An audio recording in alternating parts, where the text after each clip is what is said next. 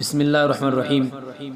محترم ناظرین کرام، آپ کو یہ جان کر بڑی خوشی ہوگی کہ دارالعلوم محمدیہ ہمایت نگر ضلع ناندیڑ مہاراشٹر کے ہونہار طالب علم محمد سمیر ابن خلیل صاحب نرمل نے 15 فروری بروز بود مطابق 23 رجب المرجب 1444 ہجری صبح بعد نماز فجر تا عصر پارہ 21 تا پارہ 30 قاری محمد نعیم صاحب اشاعتی کو سنائے، اس ترتیب کے ساتھ کہ ہر پارہ کا آخری صفحہ پہلے سنا گیا، پھر اس سے پہلے والا صفحہ، اسی طرح سب سے آخر میں پارے کا پہلا صفحہ سنایا گیا۔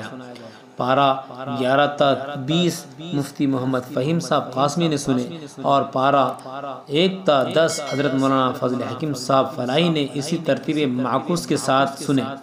ان کے علاوہ ادارے کے دیگر اساتذہ بھی موقع بموقع حاضر رہے۔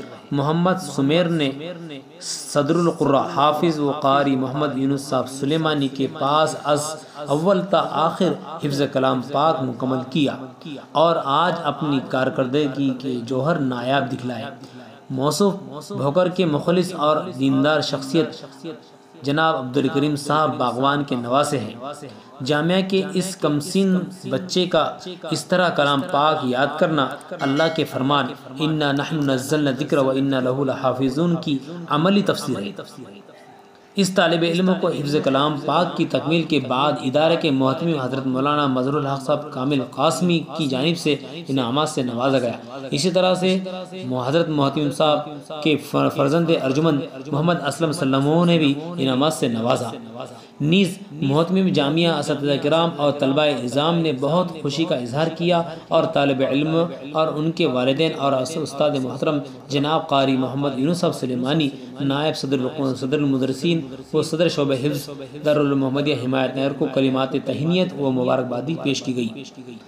واضح رہے کہ رواں سال یہ جامعہ کے تیسرے طالب علم ہے جنہوں نے ایک نشست میں مکمل حفظ قرآن مجید سنایا۔